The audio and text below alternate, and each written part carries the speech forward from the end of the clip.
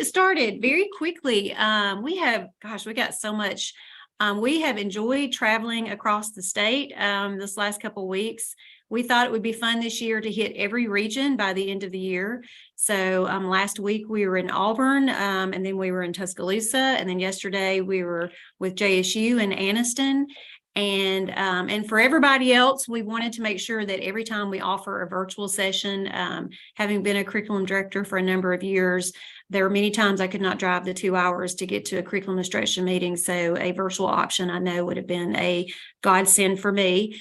I am almost a year in as the Assistant State Superintendent of the Office of Student Learning. It has been a great honor to do this work with the most fabulous team.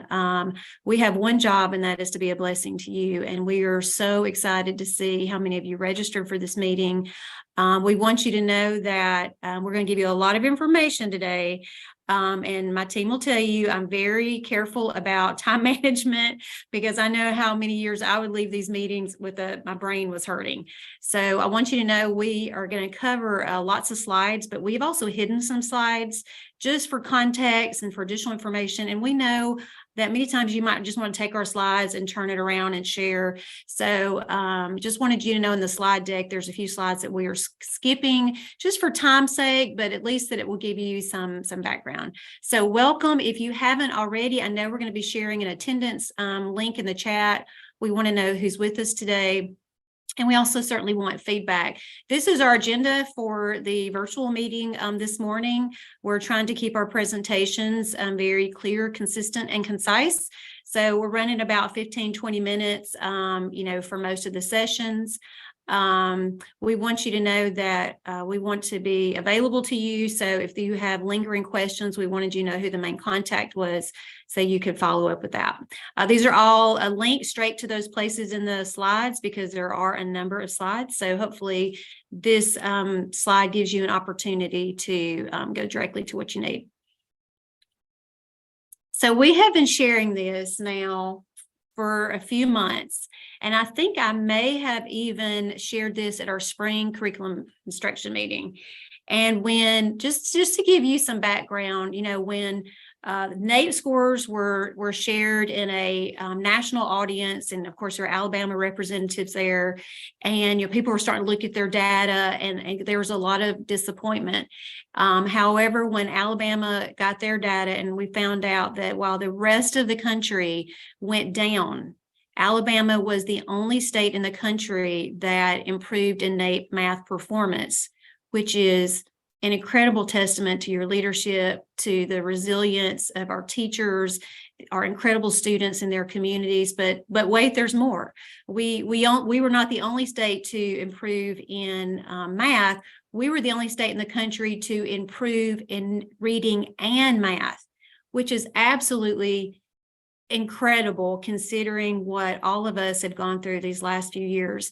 I think we all agree our scores are not where we want them to be, but to see us going in an upward trajectory when the rest of the nation went down is just an incredible accomplishment. And every single time I'm in front of teachers, I tell them this, because I was sharing with our group yesterday.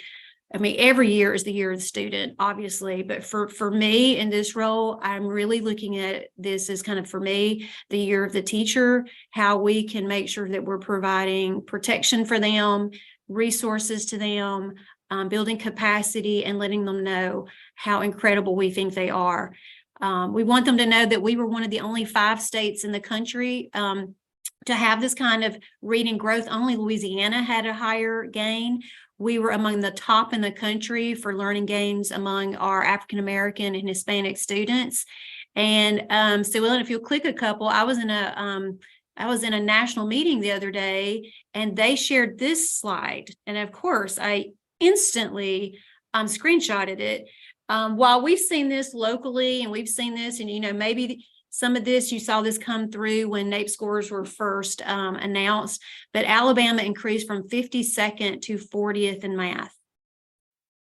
And we increased from 49th to 39th in reading. That is incredible.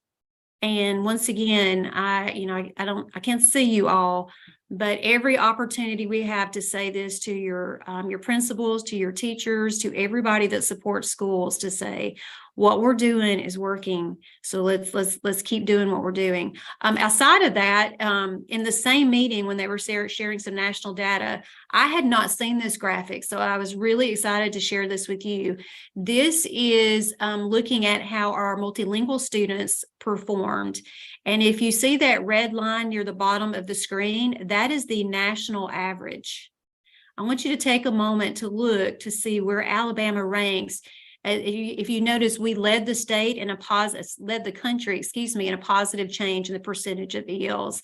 So this is just amazing. And I ask one thing of you, and that is to share this with your boards, share this with your teachers, because we, by nature, I would say educators are words of affirmation. Would you agree, Jeff? We like to know that what we're doing is making a difference. And so please share this wonderful news with your teams. I hope all of you, if you have access to a emoji or a raise hand, let us know that you have been to it's not new anymore, but you have been to our website.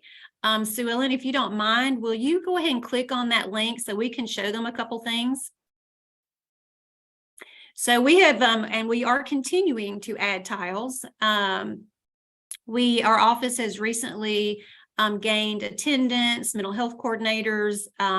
We're working with graduation rate. You'll see on the bottom right, we have just added the leadership calendars, which I'm going to talk about in a moment. We've added our prep tile. And if you'll keep scrolling, you're doing such a good job. You keep scrolling. Click on the OSL updates. This is something we started back in maybe February, March. And so having been in your seats, there's so much stuff coming down the pike that this is just a place as I'm hearing things that you need. The whole team is adding content. You will see right there our CNI meetings. Did you enjoy getting the slides early? Can I get an emoji to express if that was a good thing for you? So you were able to digest it. I will say for us, it has been wonderful because we didn't feel like we had to belabor every single line. We were able to give more context. But you will see by the end of the year, we will have made it around the state so that, at least one area of the state can join virtually, and the others, we would love for you to, like several of us have been doing. I know I live in a very rural part of the state, so I always had to drive, 1.5, 2 hours to go to a curriculum instruction meeting. It has been so much fun to celebrate different parts of the state this last couple of weeks. So we look forward to coming to see you if we have not already. But anyway, this is a place that you can use the search. So if you're like, I don't want to go through, 47 pages of updates because we update this every month and we update it every day. If you look at the bottom, you'll see that it is constantly updated. But just go to the top, click on search a keyword. I'm looking for OGAP training. I'm looking for letters. I'm looking for whatever, a bill, a law, whatever. You should have very quick access to it. So we hope you find that helpful. If you're looking for something that's not there, let us know. We've tried to link straight to the state website. You will never see on our page, find it on Alabama Achieves, because we know that is an enormous website and sometimes it can be a little hard to navigate. So hopefully these straight links will give you an opportunity to get where you need to go. I think I just shared that. Something we are super excited about, and I hope some of you in the room are participating in this. It looks like we got some folks in the waiting room. In my previous role as the coordinator of the Office of School Improvement, I spent the last 5 or 6 years with the team, just traveling across the country, well, that too, traveling across the state, trying to figure out how we could plug holes and fill gaps. And one of the things that we kept hearing overwhelmingly is there are some amazing teacher trainings that is provided by the State Department and regionally. However, much of our staff are not certificated teachers. They were manager at Belk's on Tuesday, and now they're teaching geometry for the rest of the year. And that has really, it really settled on me. And moving into this role and doing a little bit of homework, I connected with Ms. Shanthia Washington, and I are working on this program together. And we asked our certification folks to give us the numbers of how many emergency certificate teachers we have in the state. And there were over 2,000, which is striking. And then I asked for, can you give us a list of the schools that have 20% or more emergency certificate teachers? And it was a very long list. We have some schools with up to 50, 60% of their staff are not certificated. And so those are your long-term subs and emergency certificate teachers. So where I'm going with that is we wanted to create a program. We're calling it PREP, Preparing Relief Educators Program, because while our focus right now is with emergency certificate teachers, this is a program for long-term substitutes. And I see we got let me let some folks in the waiting room. I hate to see folks waiting and not in. Let's see. I think they're in now. Thank you. I saw that in the chat. Thank you for the nudge. You get to talking and you forget people are waiting. What we wanted to do is to provide a series of weekly meetings. So we meet with, right now we have 274 teachers who are registered for this program. I sent an email out to all superintendents that had schools with 20% or more emergency certificate teachers. And then we looked at our turnaround schools and our CSI schools. And it's a wonderful thing to say we are over capacity. Ideally, we wanted to say, everybody, we want everybody to participate in this program. So we had to be creative. So this is what we're doing. We want you to know that every week we are dropping what we're calling a new episode. So last week was our first official session. The first week of September 6th was just kind of us getting started and telling the live participants about the program. Last week, Ms. Shanthia Washington led an amazing session on ethics for teaching. And then tonight, I know Bonnie Short is in the room somewhere. Tonight, Bonnie Short and I are leading a session on what to do in those critical first days, first weeks, first months. So we're using the constructs of Harry Wong to have some conversations about establishing norms and structures and routines. Every week, there's an intercession activity. So of course, this week, our folks will be creating norms, and that will be their assignment to share next week. If you do not have teachers participating in this program live, what we wanted you to know is these are being dropped on our YouTube channel every single week. And I think we will, if you will click on that link, Sue Ellen, at the top, click on the image. We'll be sure to throw this link in the chat, but if you just want to be able to have a quick link to it, this is our schedule, and these are the slides, and these are the recordings. So if you want to provide these for on-demand trainings for your long-term substitutes, your emergency certificate teachers, your new teachers, we have a number of districts that are planning to do just that, to use this as part of their onboarding process. If you want to use our recordings and they use them as on demand, that's awesome. But if you just want to use the slides and make it your own, that's also awesome. All of the assignments are loaded up in the slides. So we hope you find this helpful. We are really excited. I will share with you, and I know most of my team have been on these on Wednesday nights. We have not left a prep session. It's from 7 to 8:30. We have not left before 9:15. We tell them at the end that we will stay on for technical assistance and ask questions, let them ask questions. And at 9 o'clock last Wednesday, we had someone join us. She had been waiting very patiently for her questions, and she's like, I got a long list. And we're like, okay, let's just settle in. But it really, I think, just shows the depth of interest they have in this program. One comment that spoke to me maybe the most deeply was one emergency certificate teacher, and she said, in front of 120 other people that had stayed on 30 minutes past time, she said, Dr. Shields, she says, I'm smart, I learn quickly. She says, but in the faculty meetings and the data meetings, I don't even understand what they're saying. I can't take notes because my notes won't make sense. And so I said, that is exactly why we are doing this. So we're going to have some conversations about acronyms. That's coming up as well. But I wanted you to know that this is for you too, whether you have teachers participating. We have already gotten, when you're doing this again, we did not, I hoped it would explode like this. So this has just been amazing. But we did not expect this amount of interest. So we were already looking to see how we can continue to grow this program. How many of you, I'm doing lots of like engagement activities today. How many of you have seen our principal calendars? Can I see some yeses and hands raised? These have just been updated over the summer. Thank you. That makes our hearts happy to know this has helped. Thank you, Melody. Appreciate that. The team has worked really hard over the summer to make sure that it's updated. For you folks that like an Excel spreadsheet, they went ahead and updated the Excel spreadsheet. So every month is by tab.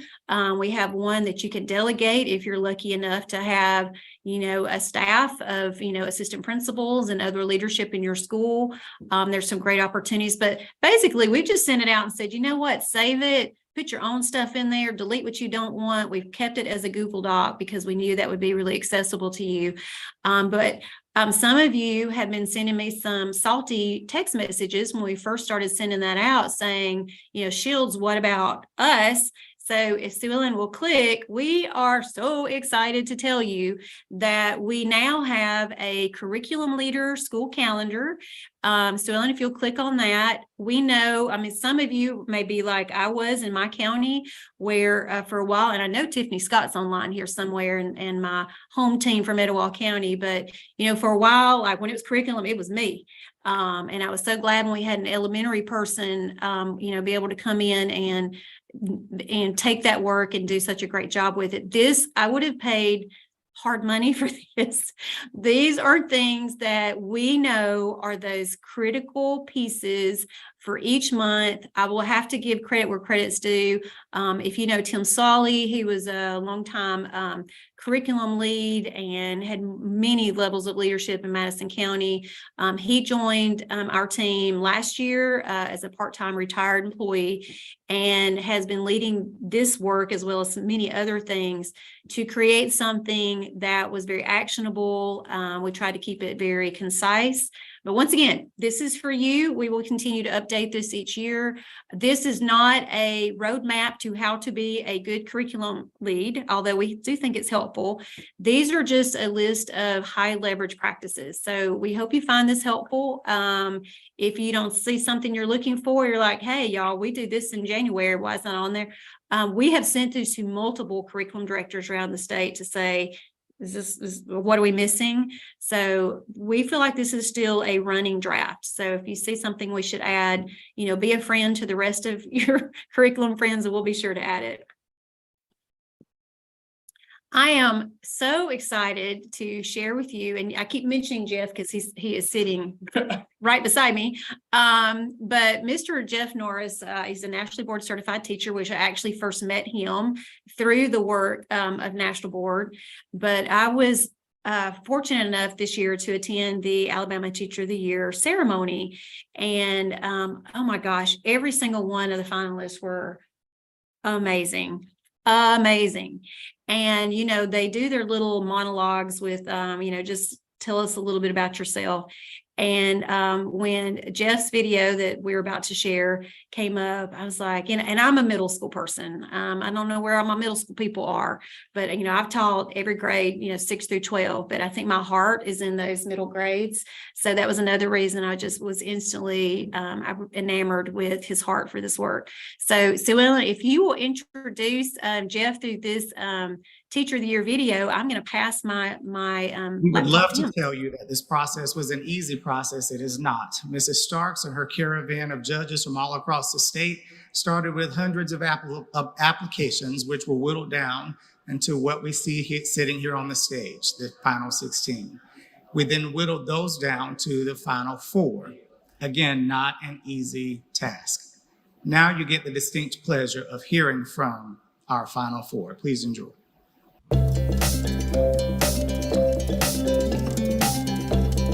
The most meaningful aspect of being a teacher is just that it matters. what you do matters. Todd Whitaker says that the best thing about teaching is that it matters, and the hardest thing about teaching is that it matters every day. I take my job very seriously, and I also love doing my job. So teaching can be both things at once. It can be hard, and it can be awesome. Doing hard things it can be intimidating, but it can also just be exhilarating. And so I think that what I want to say about teaching is that it matters. What you do matters. Teachers definitely are on a pedestal, whether it's good or bad. I think the community has always looked at teachers as beacons in the community, and so there's definitely a responsibility, whether it is actively teaching those in the classroom or just passively, people are always watching. So I firmly believe you should always live your life, whether you're teaching those or not. You should always live your life in a way that people can watch you and learn from you, and you can model positive life skills. When I interviewed for my first job, I had some advice from a professor, and he said, don't tell anyone that you love kids, because everybody will say that, and you won't stand out in your interview. And I got to my first interview, and the first thing I said was, I love kids. I love kids. And I think that is still my mantra today. I enjoy every single day of work. I can honestly say, waking up in the morning, I get excited about what I'm doing, and it almost always is because of who I'm doing it with. It's the students that I work with.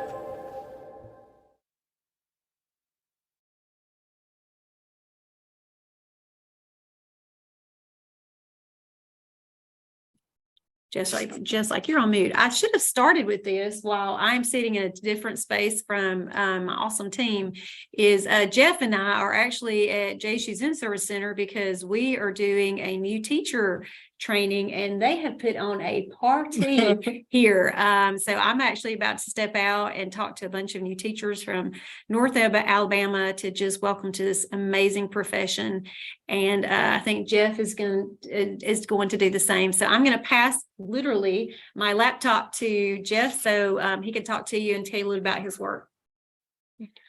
Good morning, everybody. Thank you for letting me be a part of this meeting. And I tell Dr. Shields, anytime I can get in front of educators is just a powerful moment. It's a chance for me to speak life into people. And I'm going to ride her coattails.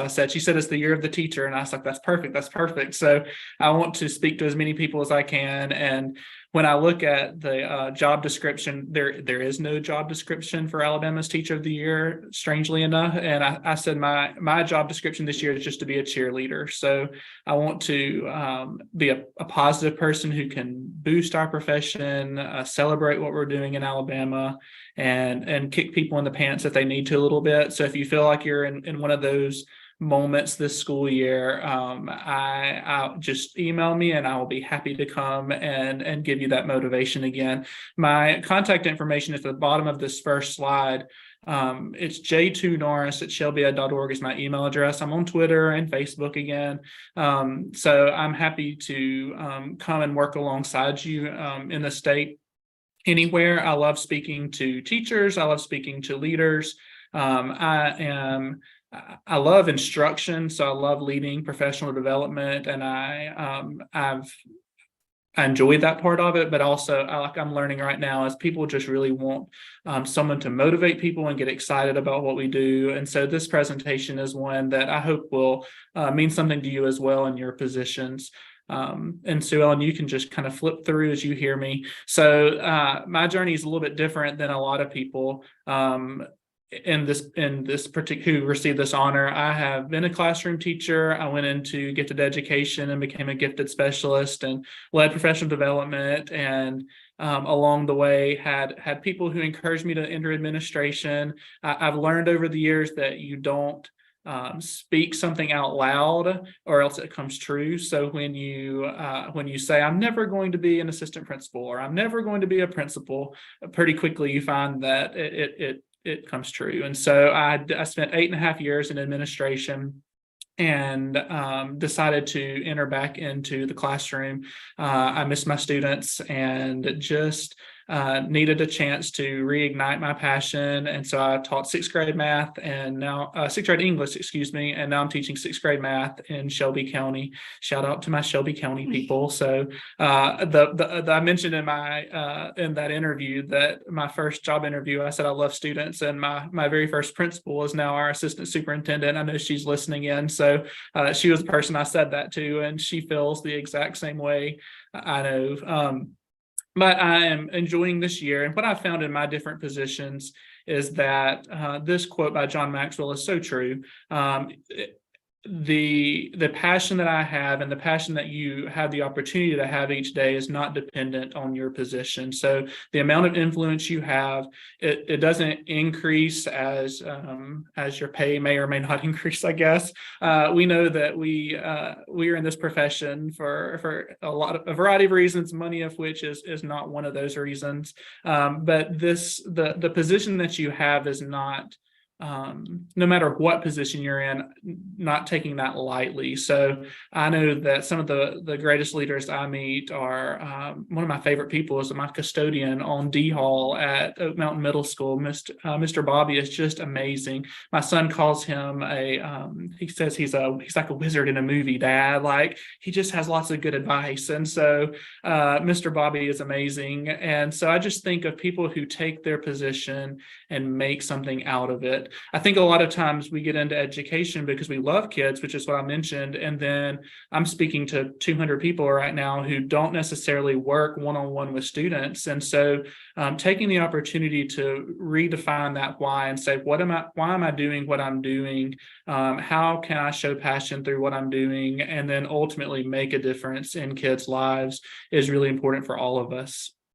Because Joe Sanfilippo says this. I love Joe Sanfilippo. If you're looking for someone to follow on Twitter or books to read, he's a fantastic author, and he just says it like it is. And so he speaks truth. He says we're in the life-changing business. So don't forget this.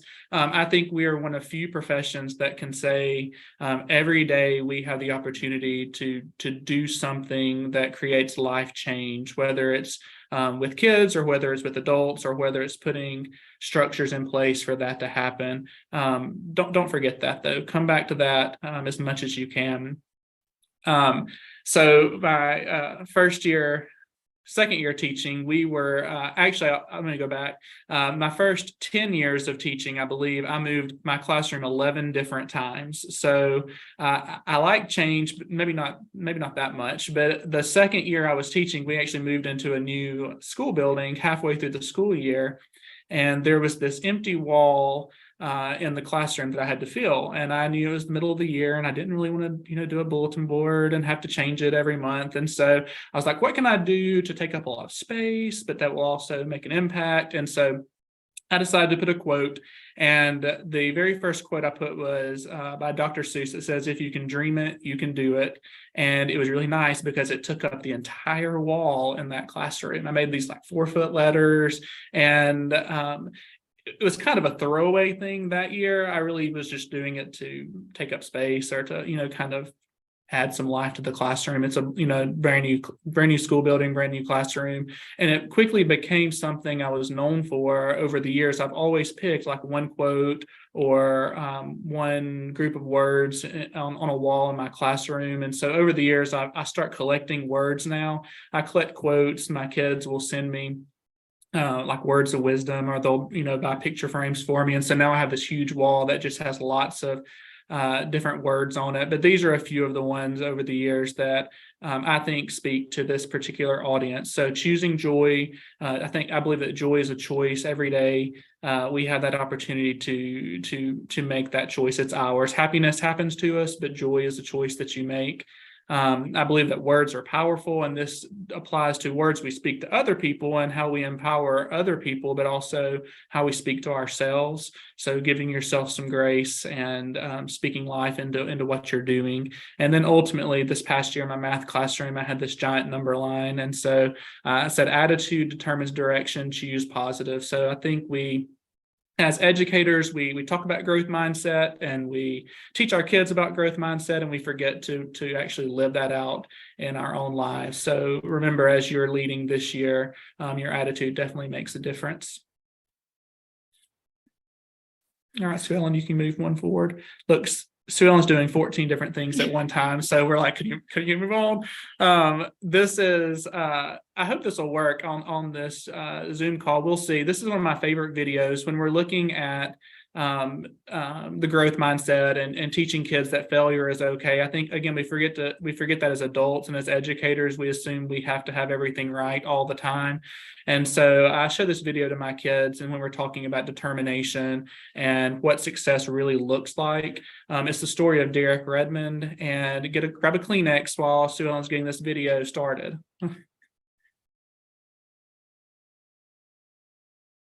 Maybe.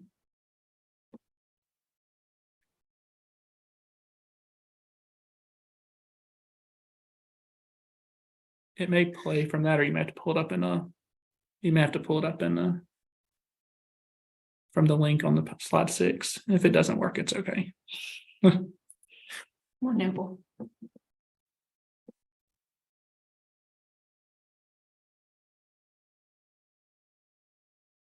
There we go. Run it out.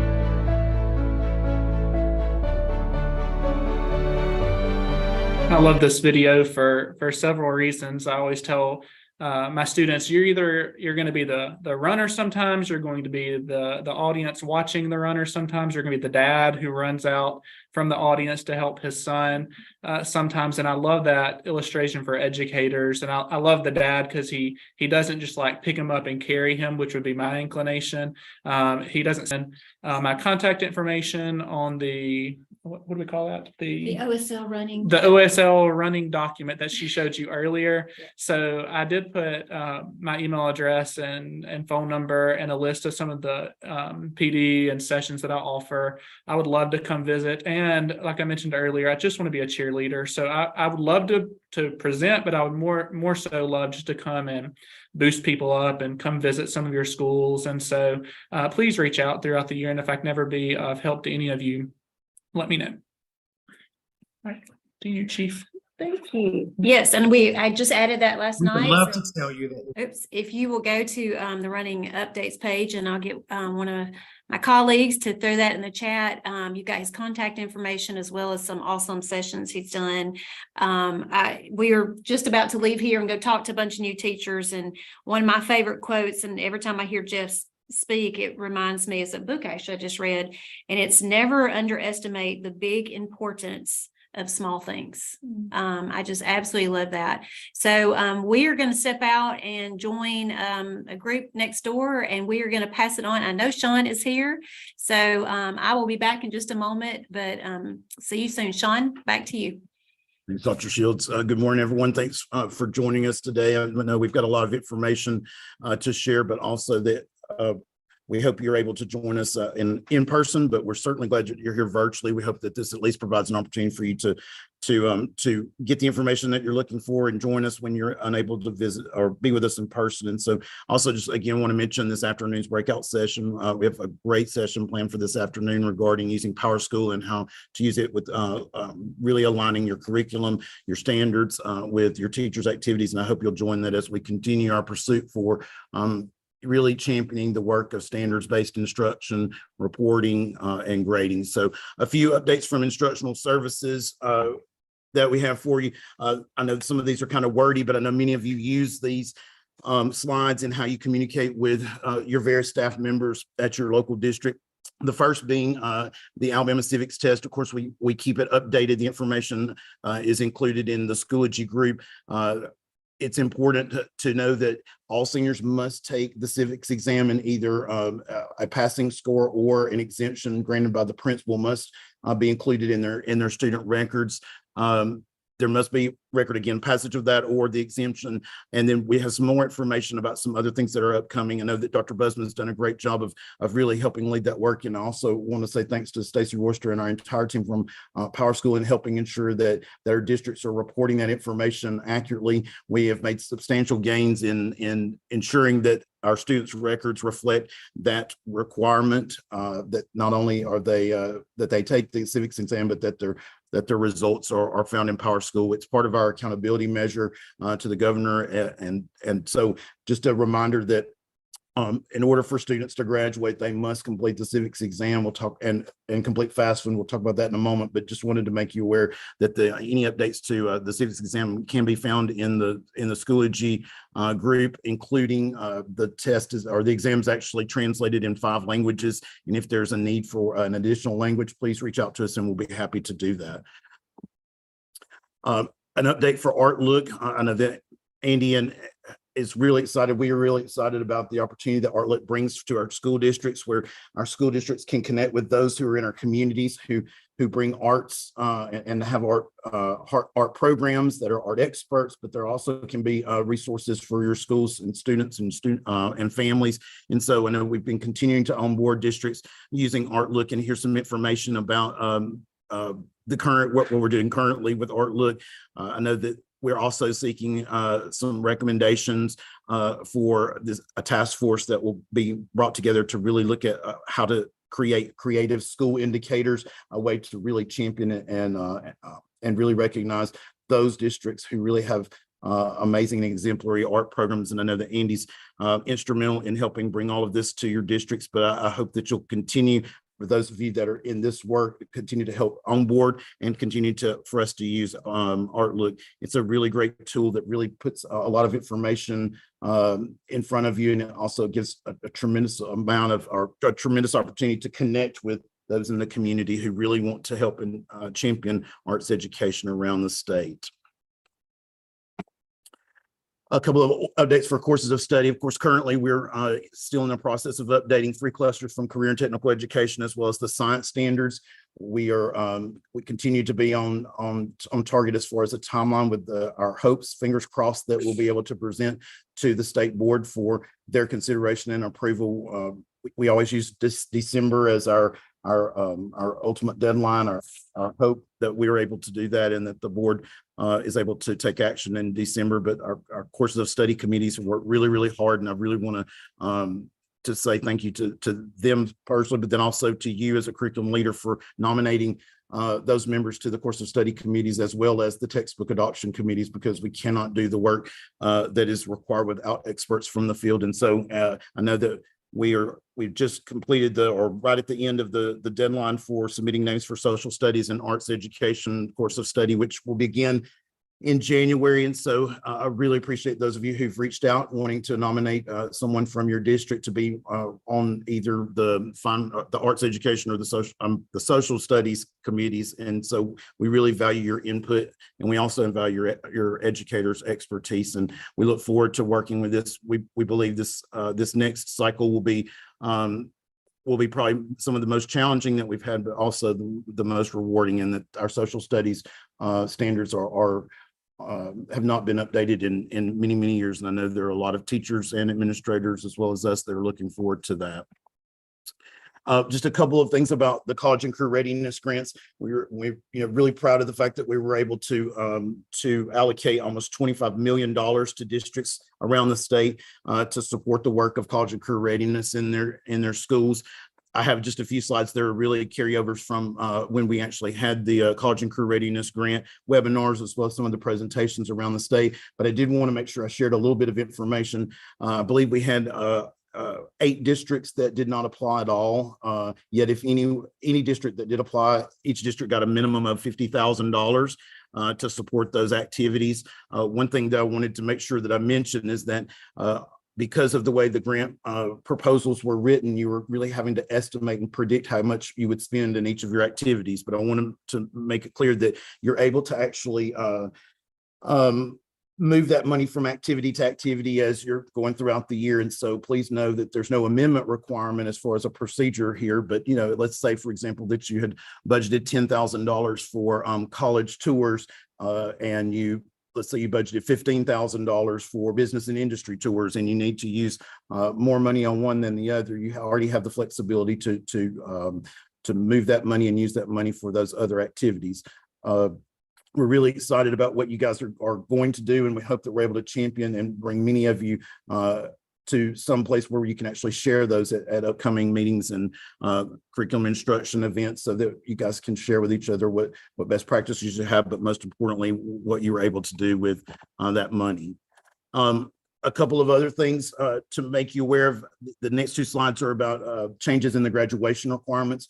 Of course, in order for all of this to actually become official and for us to write official guidance, we have to go through the process of changing the administrative code, which takes several months, but wanted to make sure you had at least the information from the law that was passed in the spring by the legislature so that you can be sure and share it with your school staff, your students, and their parents and families. The first being that beginning with the class of 2026, which is this year's sophomores, they will be required to earn one of the college and career readiness indicators in order to meet the graduation requirements. And that's certainly a change from anything that's ever happened in the past.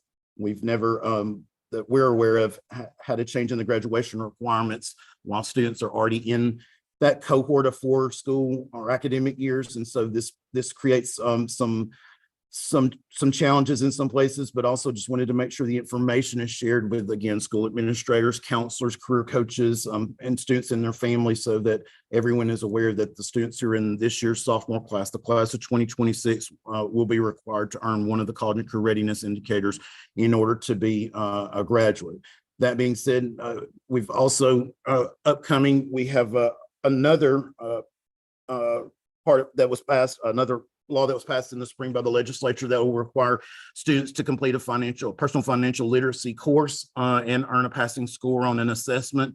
Lucky for us, this was already required because of the career preparedness requirement for students to graduate. And so I just wanted to reassure you that there's nothing to buy, there's nothing to do, currently, because our career preparedness course, but the full course and Part B include will include all of the standards required by the law. And so there's nothing for you to do as far as going outside of what you currently do.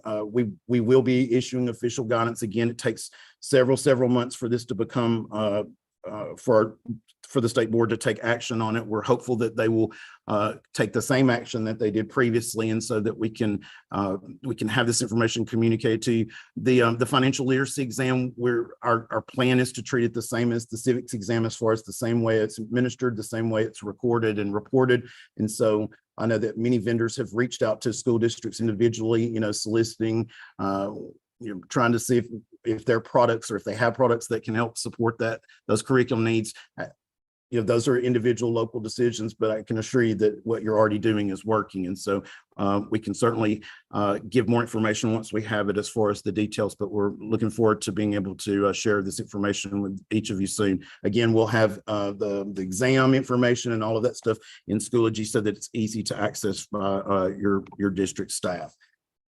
Again, I hope that you're able to join us this afternoon for the session, and please reach out to us if you have any questions today or anytime, and really appreciate what you do for students every single day. Bonnie.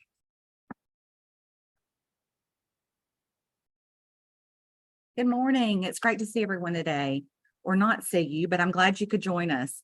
I started by adding in the comprehensive memo. If you have not seen this PowerPoint that is inside that memo, I really encourage you to look at it. The key to this PowerPoint is for you to use it as you see best. It's great if you want to pull out slides, if you want to make adjustments to slides and add in information that is relevant to your specific LEA.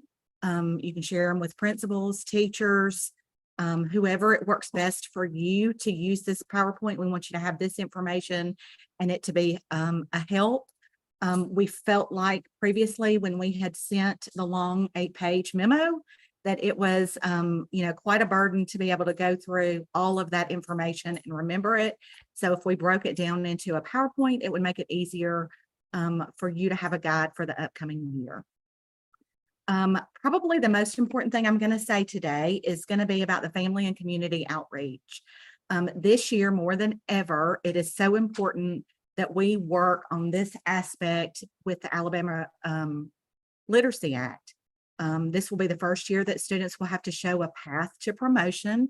And so we want to make sure we provide every possible opportunity for our parents to hear about the Alabama Literacy Act, the implications to their teachers, and also, I was trying to let somebody in, so sorry. And also make sure that there aren't excuses for not understanding what's going on with the Literacy Act. We want to make sure that they have skills and strategies to support.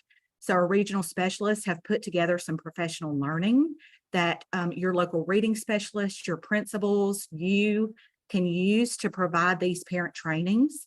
We'll work alongside you, but we really want to make sure that everything is set up and structured by you so that your parents know you are the one providing them this additional support. You can see from the front picture, we have an updated FAQ for the Alabama Literacy Act for parents. On the back of it, it has the funnel that explains the path to promotion. So it's a great tool for you to be able to use. This is posted on the ALSDE website, and it's also available on my quick links document. Behind that, you have a video about the Alabama Literacy Act. It's a super quick video that goes into information that would be very relevant to a parent regarding the Alabama Literacy Act. So we encourage you to take this, review it, use it, send it out to your constituents in any form or fashion. We want to make sure we're getting that word out. Excuse me. And we also have a QR code there on the back for you to let us know when your events are. We encourage you to invite community agencies to join in this. If you have people who are doing before and after school tutoring for your students, bring them to the table so that we're talking the same language. Reach out to media, communication aspects to let them know what you are providing to your students. So that we are providing every possible opportunity for families to know. A lot of questions we have received, especially this year around instructional times. And I think part of that has to do with the Numeracy Act and the instructional times mentioned in their law. In the Alabama Literacy Act, it does not mention specificity for instructional times, except that your core reading program must have instructional times in it. But we can pull out research, we can pull out best practices from the past so that we can be more informed. And the most important piece of information we have is from our letters, volume 2, unit 7, page 149. It says 2 hours or more in first grade and a minimum of 90 minutes in second and third grade. And so that's real important to take note as you're working on the scheduling for your students. We also have on there for you the math course of study where it breaks down instructional times for all subjects, and also the Alabama Literacy Act implementation guide. MOU, MOA for local reading specialist. I have been working since March with one of our technical individuals who works on DocuSign for the State Department of Education on trying to create a structure where superintendents, ARI contacts are not going to have to sign, 50, 20 of these different documents for your local reading specialist. So we have worked to put as much as possible on one particular sheet. It was going to go through DocuSign. I received a hiccup on Friday with regard to that, and it looks like we are going to be shifting that decision. I will send that information out to your regional literacy leadership specialist to send to you. We are still going to work to where you're not going to have to sign multiple documents, but it looks like we're going to be using more of an old-fashioned process to help support you. So be looking for that in the next couple of days. Alabama course of study. As we studied our data and we saw the gains and losses across our state, one area that was a trend was schools that had used the 2021 Alabama course of study with integrity, with intensity, versus schools who were using the old course of study or who were just using a textbook to follow along. Keep in mind, textbooks are created for Florida, Texas, and California because those are the large states. They are the large purchasers.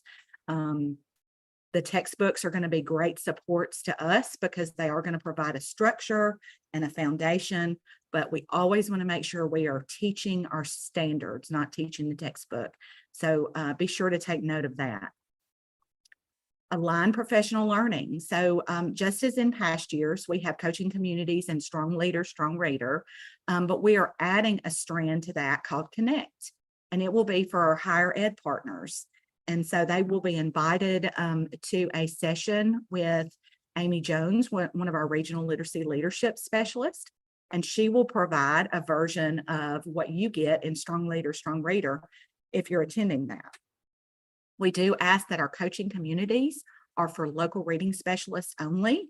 We're real excited about what's going on right now with our coaching communities. We have a coaching lab, and they are going into the classroom and they are seeing coaching live.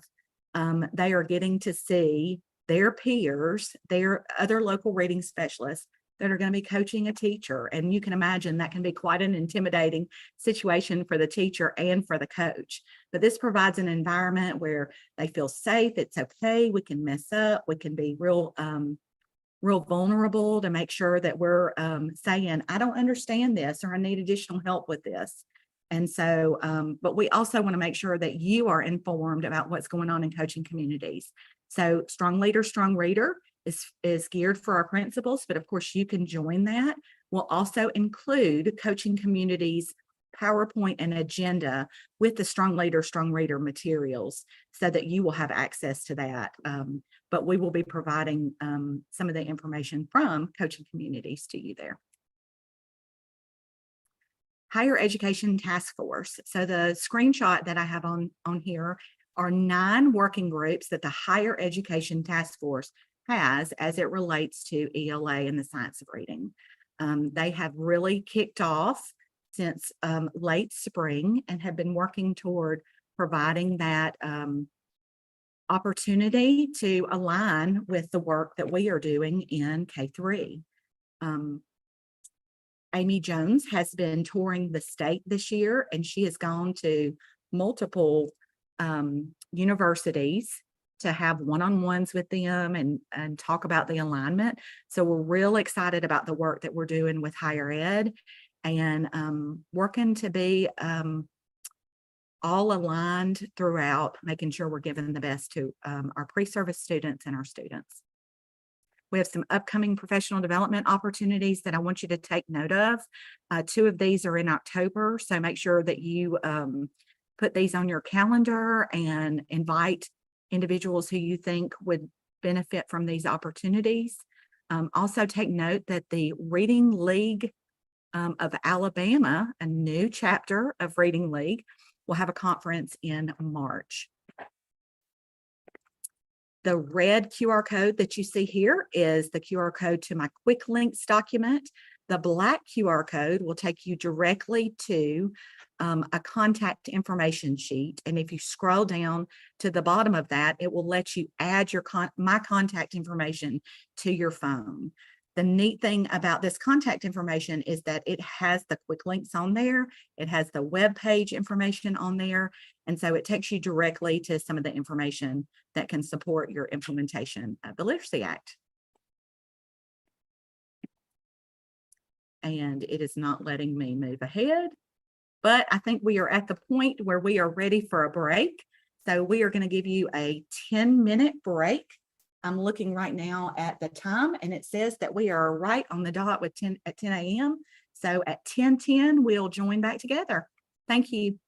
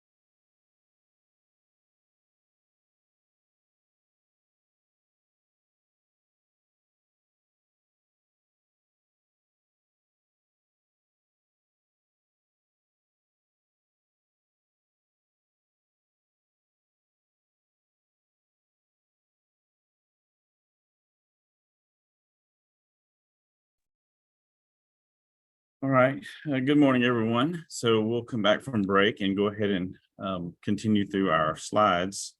And I'm Dennis Engel. I'm the ALSDE director, and just wanted to share some things that are going on with ALSDE.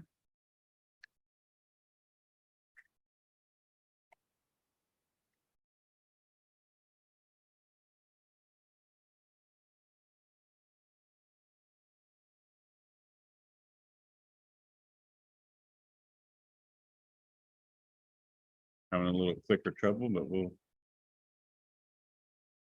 I think Sue Ellen's got us hooked up now. Thank you, Sue Ellen.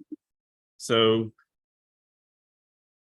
with ALSDE, we have three big rocks. We have our ALSDE professional learning opportunities, our ALSDE content. We have proficiency scales, and coaching is our third big rock.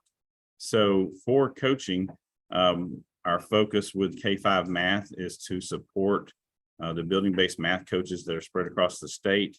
And as you can see from this slide, we are currently supporting over 400 building-based math coaches. Some of those were funded by the numeracy law. Some of those have been funded by ALSDE. Some of those are locally funded. So that's a big lift for us to support this many coaches. And this is kind of where our K-5 math priority is, providing mentoring specialists to support all the building-based math coaches that are already in place. So I wanted to share this with you because if you're not already receiving a numeracy law funded coach or an ALSDE coach, or you're not funding a coach from local funds, eventually you will have a coach provided through the numeracy law. So just wanted to share the kind of the process and the structure we have in place for supporting those building-based math coaches. And we're providing coaching academy. We provide coaching communities and coaching labs throughout the year for those building-based math coaches. Also, in terms of professional learning, we're providing the math foundational training, course of study training, proficiency scales, of course, our content training and OGAP training, which many of you are familiar with. And then our mentoring specialists, again, will be providing ongoing support to the building-based math coaches throughout the school year. So again, if you don't yet have a building-based math coach, eventually you will within the next 3 to 4 years as those coaches are rolled out through the Office of Mathematics Improvement. And we are working towards setting our dates for coaching academies, probably land on the last couple of weeks of July, just looking forward to coaches as they are added. So if you get to the point where you're hiring coaches and planning calendars and those sorts of things, you may want to keep that in mind as you plan, so that those days are available for them to attend the coaching academies they'll be required to attend as a building-based math coach. Switching gears to science, we have a couple of resources we want to share, particularly with ACAP and ACT. So first, with ACAP Science, grades 4, 6, and 8, we have an opportunity for your teachers to work with a regional science specialist from ALSDE, and your teachers can receive professional learning credit. If they're a Teams teacher, that counts towards Teams PD, but you can see that they'll facilitate 3 hours of instructional time with students, looking at ACAP item types, online tools, training to help the students prepare for the test, and then they have that reflective session to analyze where the students stand in preparation. And you can see they can do that each year because we want them to be able to participate and work through that with their students each year. And then with ACT, same sort of thing. We have the ASIM ACT science experience. And again, teachers get professional learning credit for that. And you can see the list of the prerequisites and the planning time, and it is repeatable. We are offering that as a pilot and looking at up to 10 teachers or 5 schools per ALSDE region. We are targeting schools based on data. So, reach out to your local ALSDE site director to find out if there is space in the pilot. If there's not this year, then we'll get you on the list for expansion as we build up and add teachers and schools in the future. Math Nation.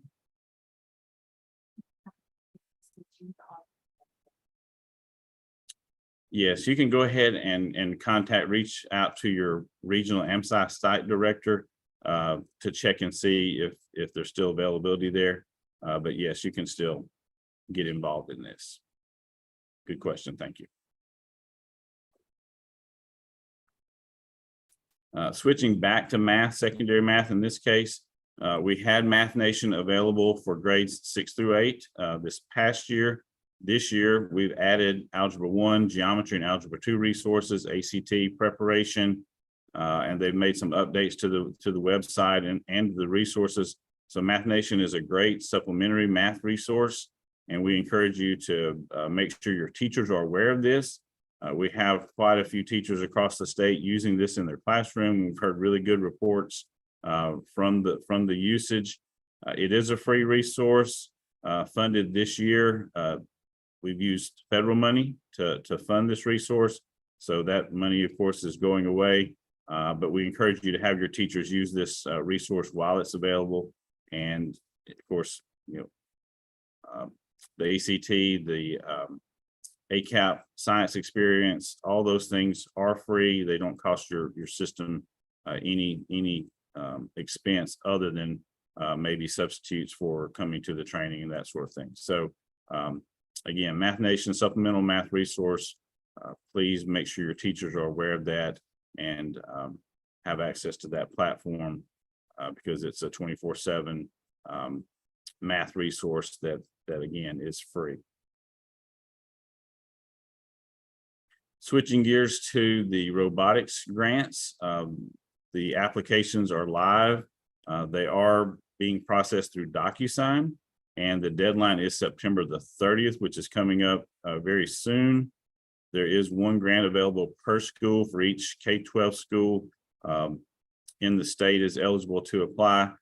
We do have, well, in the past, we had more funds than we had applicants, but that has kind of switched to now we have more applicants than funds, so it is more of a competitive grant process, but each school is eligible to apply for a grant and may receive funding up to $3,500 if their grant is approved. There is a new DocuSign process for the application. All those instructions are on the website there that you see, amsdi.org/robotics. So please, if your school or system is applying for the grants, either individually or collectively, please be sure that you pay attention to that information about DocuSign. You can, if you create a DocuSign account, if you don't already have one, then you can track where your application is in the process. If you don't create that account, then you just basically submit your application and you have to wait until awards are given. But everything is laid out in pretty clear steps in terms of creating a DocuSign account and submitting your application. But just wanted to make you aware of that. And again, the deadline is September the 30th. So if you have not applied as a school or as a system, we would encourage you to do that. And then that brings us to Ed Tech with Sue Ellen.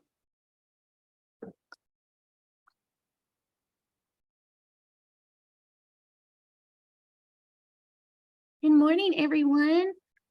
Thank you for joining us this morning. We're going to go ahead and get started with updates from Educational Technology. Educational Technology has about 10 programs. We provide support for everything from E-rate, getting internet to your schools, to ALJB, providing joint purchasing contracts, AETC, to access virtual learning, ATEM, e-learning, ALEX, and more. And so we do want you to have access to all of the great support that we can offer here in EdTech and want to make sure that you know about our programs. So one of the promises I made last year on our CNI tour was to provide kind of a tech tool that would be easy to use when we had CNI meetings. And so for this CNI meeting, I wanted to share with you a very new tech tool that I just learned about a couple of weekends ago called Flicky. Flicky is a great way to create a video. The one thing that I love about Flicky is that, first of all, it is very easy. Number two, you can put an idea in this tool and it will generate the script for you. It will also generate the images for the video. Then you can insert your own images. And you can do this very quickly with AI generated speech so that you no longer have to re-record. Many times I say that I have a face for radio and a voice of a 16-year-old cheerleader. So when I'm watching myself on video or listening, I'm like, I've got to re-record that. And so it takes a really long time to record a 3-minute video. Flicky will actually give you where you don't have to worry about those awkward pauses, re-recording. It will do it all seamlessly. And so it is a great tool. I would caution you to use it with students. This really needs to be an adult or professional tool just because some of the images may not be appropriate. So in our educational technology slide deck, I could speak to you. I'm allotted 15 minutes, but instead I decided to use Flicky to show you what is available to you. This video from start to finish, the script, the images, everything took about an hour to create. And that was my first attempt to ever even use the software. So it is free. You can get about 1 video per month. And then if you want a paid subscription, of course, that is available as well. So I want us to take a minute and we're going to take a look at all things ed tech.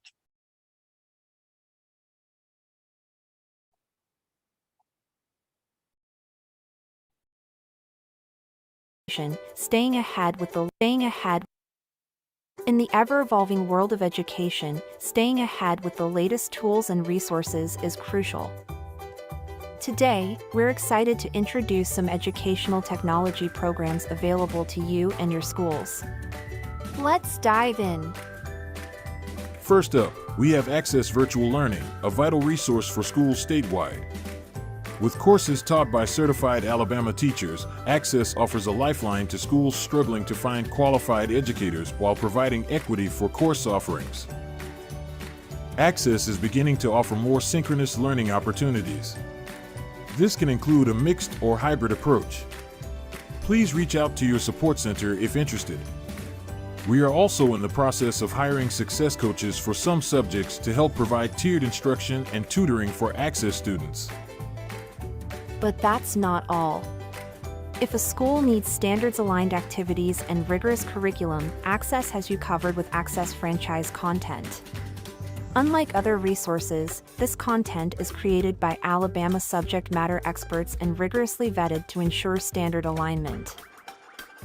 Every online course comes with a complete curriculum package, including pacing guides, content, activities, videos, assessments, and more that teachers can download and use in their own classrooms. Next, we have Alabama Technology in motion with 11 regional specialists ready to provide professional development and coaching. From robotics to drone soccer, our specialists are ready to help. They specialize in helping teachers implement the digital literacy and computer science standards in grades K-12. Their engaging activities can be integrated across the curriculum. Technology and motion specialists are also skilled in helping teachers increase student engagement with technology integration tools. And don't miss out on virtual field trips beginning this month. Teachers can sign up for free, offering students the chance to engage in a fun way with others across the state and beyond. Also, girls engaged in math and science activities will begin soon. We are expanding to 5 locations and opportunities this year. When teachers are looking for course of study standards, look no further than ALEX. ALEX and alabamastandards.org have all current courses of study, along with teacher resources aligned to content standards. Finally, we have regional technology coaches ready to assist with your needs related to PowerSchool SIS and Schoology. Our team is here to support you. please reach out to us by submitting an EdTech Help Desk ticket. Our team is ready to assist. Together, we can empower educators and students across our state because, in the words of Michael Mullenweg, technology is at its best when it brings people together.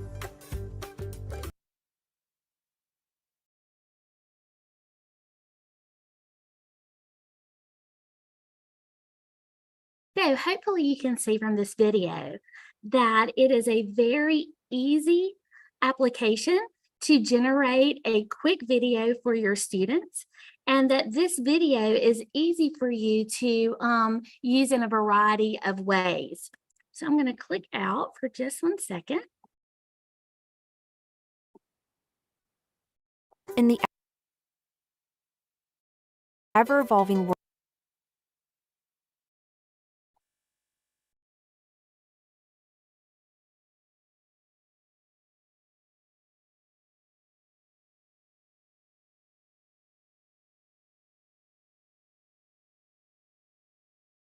Just 1 second, guys.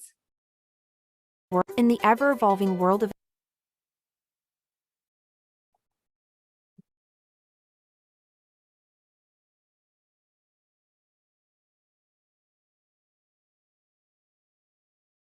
So when you're thinking about the information provided in the video, as we're looking at educational technology tools, one of the things that I would love for you guys to put in the chat is to share an EdTech tool that you use for engagement or for professional use that you found super helpful over the past few months, maybe a new tool that you've used in some way that is familiar to you and that you find high engagement or leverage it for professional use. So just go ahead and add some of those in the chat.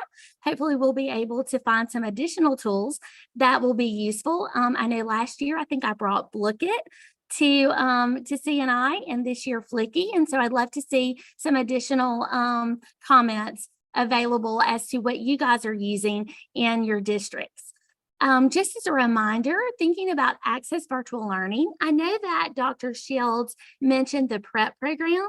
And one of the things that occurred to me yesterday at CNI is that I was an emergency certified teacher as well. And so if I had had access to Access Franchise early on in my career, what a game changer that would have been. So I really would like to encourage you, for those teachers who maybe need just one lesson or a unit on a particular set of standards, or you have new teachers that are just struggling finding high quality instructional materials, please use our Access Franchise model for any grade or teacher in grades 6 through 12. All of our web-based courses also have a franchise content. And so as you saw from the video, you will have access to this resource. So please join us in using Access Franchise. I think you'll find it to be a very helpful resource for your teachers.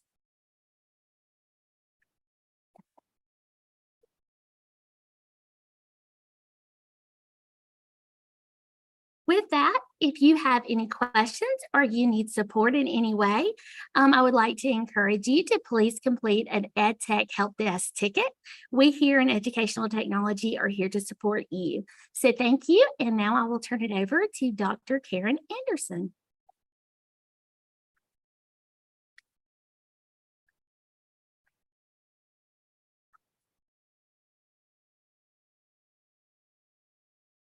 Hey there, good morning to everyone. Welcome. This is me, and this is how to get me. Would like to welcome all of the regional coordinators that are on the line. I'm just so grateful for the opportunity to present virtually. I know that so many schedules are just full to bursting, and so I'm grateful to Dr. Shields for making this available so that others from LEAs, and especially the regional coordinators you see listed here across the state, are able to join.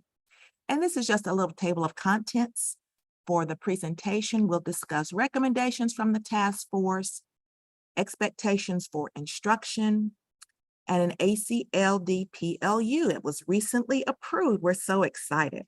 It's called Partnerships for Progress. Just as a preview, we would like for all administrators, particularly grades K through 5, K through 3 for reading, to prepare for a full day of learning through this Partnerships for Progress series of professional learning opportunities. Half a day for strong leader, strong reader, and half a day for everyone counts. More to come. I wanted to begin with just some vocabulary and some terminology. We have found in the Office of Mathematics Improvement that there are many words that seem to have several different meanings. We found this also to be true with our vendors. For example, I know there are some folks on the line now that might use curriculum associates. They call their benchmark formative assessment a diagnostic assessment.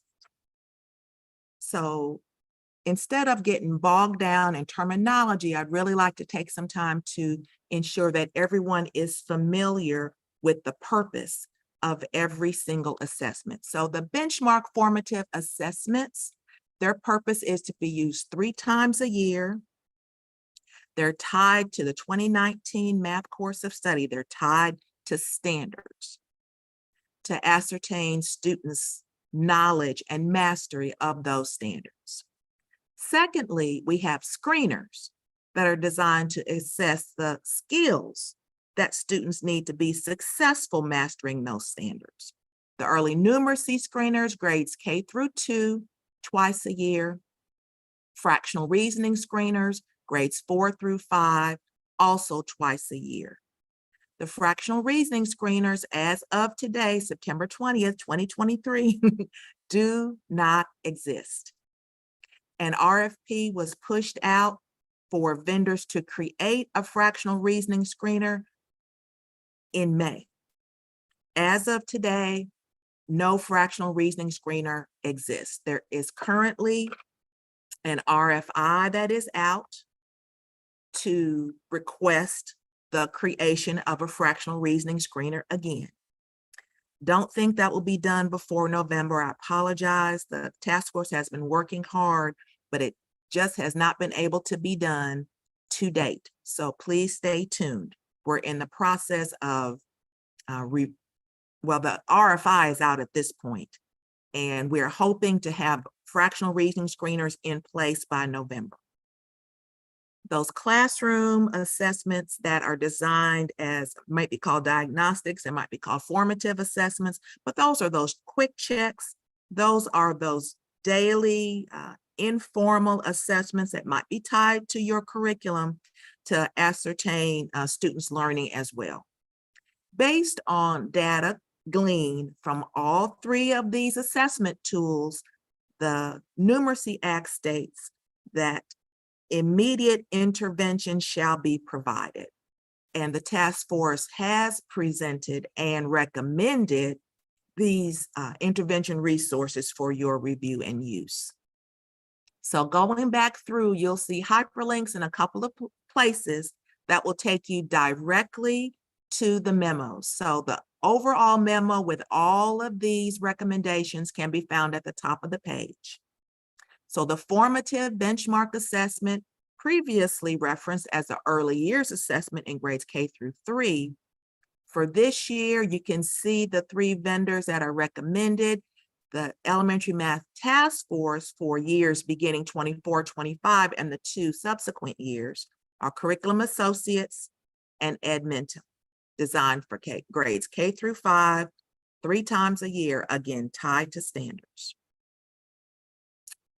The early numeracy screener is for grades K through 2, also designed to be used this year and for the next 2 years.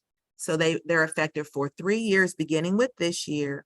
And you can see the vendors that are recommended: Curriculum Associates and Forefront. The fractional reasoning screener, we've already discussed that it's not available to date, and as soon as it is, we will push that information out. The intervention resources are also available from Curriculum Associates, which is iReady, Heinemann, Do the Math. Now, teacher created materials is not the same as Teacher Pay Teacher. That is a separate vendor, and their intervention materials are called Focus Mathematics Intervention. The memo that's referenced here, again, you can see another link to the left, lists the assessment windows. Now, as you dig deeply into this memo, some of the assessment windows either bump right up against each other or seem to overlap. This is our year of grace, and we really wanted to cast a wide net and make sure that LEAs had an opportunity to assess as it met their needs. So we really wanted to make our windows super wide this year. We'll tighten them up next year based on feedback from you in the field. So for K through second grade students, what would their assessment schedule look like? Well, 3 times a year, they would have their benchmark assessment, the formative benchmark assessment, or the early years assessment. That's 3 times a year for grades K through 2. And then the numeracy screener twice a year in the fall and spring. Upper elementary grades 3 through 5, this is what their schedule would look like. Third grade would have the benchmark assessment 3 times a year, fall, winter, and spring. Grades 4 and 5 would have the same, and additionally, a fractional reasoning screener twice a year. If you have questions, I didn't see any coming across as I was presenting that particular section, but if you have particular questions, if you would please, please, please scan this QR code. We will address your questions and make FAQs available in this document. Again, if you have any questions about any of the recommended resources, please feel free to place them to answer the questions found in the form at this link. Really appreciate that. There are 8 expectations listed in the law in the Alabama Numeracy Act. I just wanted to lift up a few of them at this time. So the first is that every K-5 teacher who's providing instruction in mathematics shall dedicate an average minimum of 60 minutes per day for Tier 1 math instruction. This year, there is a specific emphasis as per the law placed on Tier 1 math instruction. Please make sure that elementary schedules reflect 60 minutes in a row of Tier 1 math instruction. I've heard feedback from regional coordinators that they are still supporting districts as they are making adjustments to schedules to ensure this 60 minutes is present. Please make sure that every single elementary school's schedule for every teacher reflects 60 minutes of Tier 1 instruction. The regional coordinators created this particular graphic, which is just a way to indicate what Tier 1 instruction might look like. It's not just to sit at your desk and just listen to the teacher provide instruction, although there's definitely whole group instruction. That's certainly direct instruction is a necessary part of the Tier 1 60-minute math block, but please include small group, problem solving, centers, number sense routines. Student discourse is a vital part of every single day's worth of Tier 1 instruction.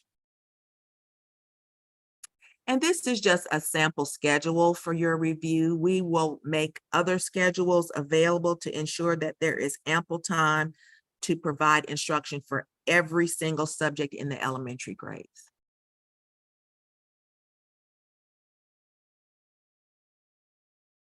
Another expectation, we spoke about discourse earlier, is to provide a learning environment that promotes student reasoning, discourse, questioning, and critiquing the reasoning of their peers. My goal is to go into any elementary classroom where math is being taught, and well, I'll just back it up and say this, to go into any mathematics classroom and really have to lean in to hear what subject is being taught. Discourse, student reasoning, questioning should be part of every single content area. So we really want to see students talking, sharing. The way one person solves a problem might be different than the way I solve. And I'm sure that I'll learn more efficient, effective methods, but it's through discourse that I learn and begin to own that content for myself as a student. There are 20 expectations for building-based math coaches. You heard from Dennis Engel with ALSDE earlier about building-based math coaches. The law is very specific about what those coaches are expected to do. And those expectations are found in the law on pages 24 through 27. This is clearly not all 20 expectations, but I want to focus on the one where we see the arrow pointing.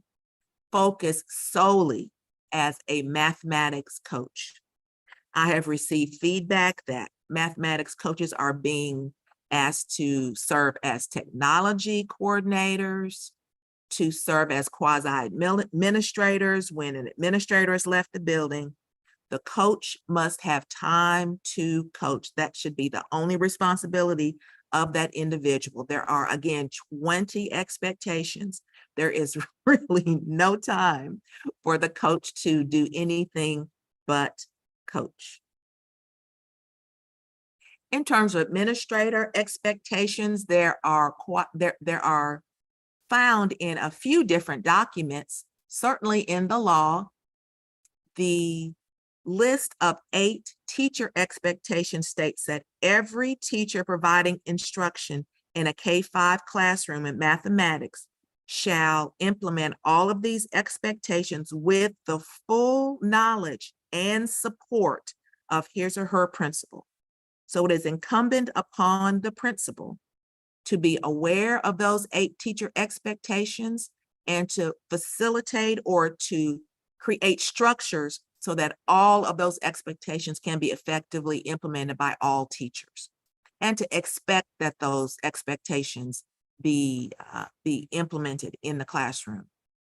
There's an expectation also for the principal to work with the math coach to develop a strategic plan for mathematics, really just to ensure that mathematics improvement is a goal. That goal might be placed in the school's ASIP. That will be a wonderful place for it to live. I've heard lots of feedback from regional coordinators about coaches working closely with their principals, and that's exactly what's to be expected. That's really wonderful. Principals, according to the PST manual, definitely facilitates MTSS meetings and should also collaboratively and actively participate in support and in professional learning. Everyone counts. This is the professional learning opportunity that I mentioned earlier as part of the partnership between ARI, MTSS, and OMI. One session that will result in a PLU, ACLD PLU, is going to be facilitated by both OMI and MTSS. We are super excited about this. This replaces the half-day leaders count, students count. It will be held in each in-service region. You should have seen flyers with the dates for all of these sessions, and it's required if there are full and limited support principals on the line or district leaders. If you have full or limited support schools in your district as identified through the law, they are required to attend. Please follow us on social media, and I appreciate everyone's attention. Thank you.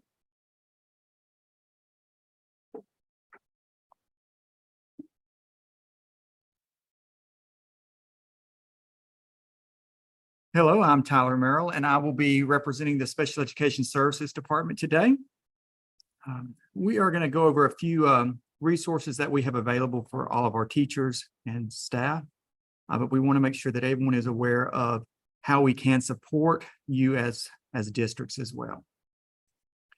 Up front, we have the plain language of special education. I know in education and principals, secretaries, teachers, a lot of times we get asked questions about special education, the process, or parents come in and they want their child referred. And we always want to be careful of how we respond and what we say in reference to special education and process. So if we're ever in doubt, we encourage everyone to refer back to the plain language of special education. It's in a format that is very easy to understand, and it can be helpful also in showing the parents and explaining to them what the process is, outlining it for them, and kind of giving them a time frame. We just want to make sure that we don't answer things off the cuff and put ourselves in a situation that we really don't want to be in. So again, if we haven't read this or used this, or you don't have access to it, we advise you to use these links and at least have a copy readily available. The Science Task Force, I'm not sure how many of you are familiar with the DIG, Differentiated Instructional Guides. We've created one for math and reading, or ELA now, and for achievement standards. We're working on the Science Differentiated Instructional Guide, and we're asking that teachers across the state, if they would be interested in participating in this, to complete the application, and then we will be in touch with them. So if each of you could just share these resources and make sure it's disseminated throughout your schools so we can get a good sample of educators throughout the state.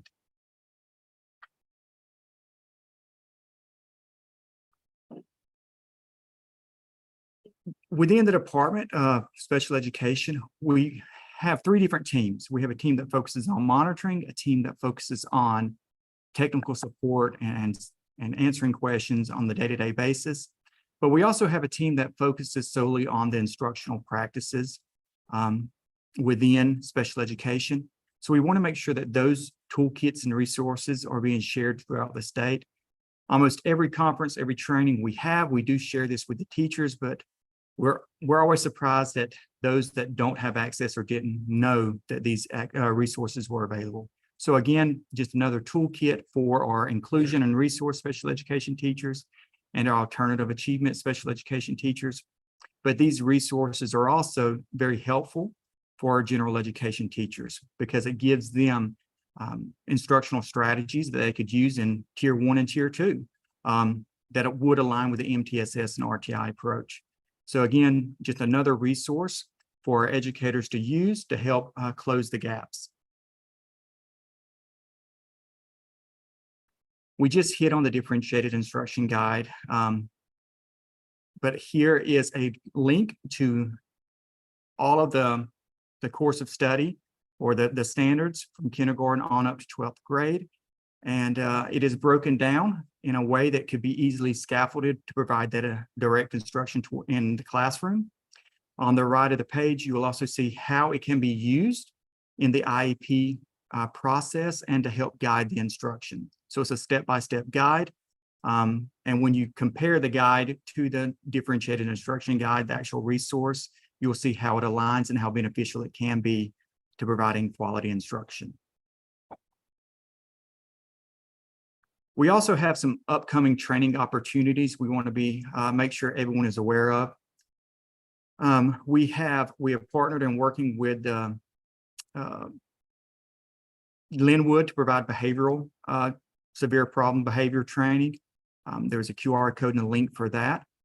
So we want to make sure that our teachers, especially if we are facing these problems within our schools, that we do sign up and gain access to this training so that we can better implement these practices. And then we also have alternative achievement training going on throughout the state. So within that, you can register at the bottom and click on the links.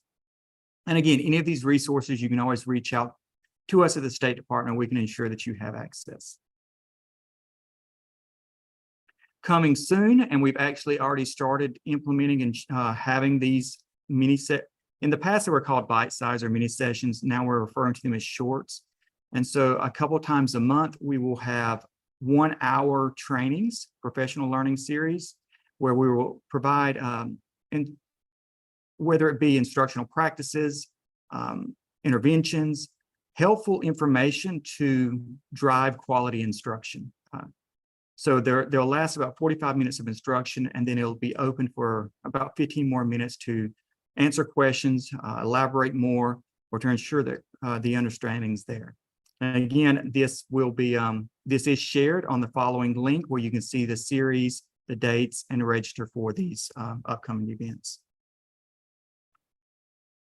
As well as the ongoing professional development that we're providing, as we complete and convert the trainings, we are uploading them to our YouTube channel. So you can always access pre-recorded or older trainings here. So we recommend that, sometimes we guide our teachers to these so that we're not having to always answer the same questions, or if we see common trends within our districts or schools, that we use these services to provide that universal training to our teachers. Again, here's another QR code to our link tree that will provide a lot of resources and information for behavioral supports. So if we're having or experiencing behavior issues with our schools, check out the Glenwood training that is being provided, as well as this resource to provide more direct guidance. Here is our QR code and link to our link tree. Within our link tree, you're going to gain access to a lot of different resources, whether it be specific to a disability, to a team, or approach. If we haven't checked this out, we highly recommend that everyone check this out, because these resources can be beneficial to all instructors, all teachers, not just special education. But we really want to make sure that our special education teachers have access to this and are using these resources.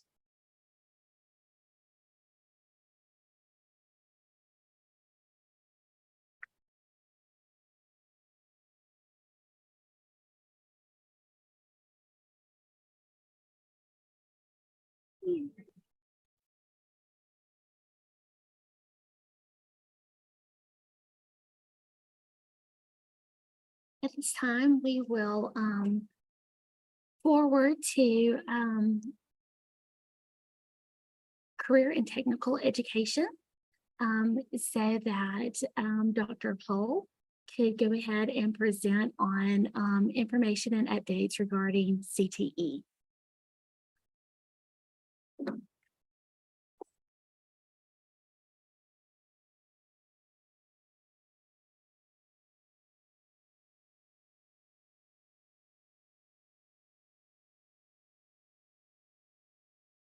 All right, good morning, everyone. Work through these updates related to career technical education and workforce development.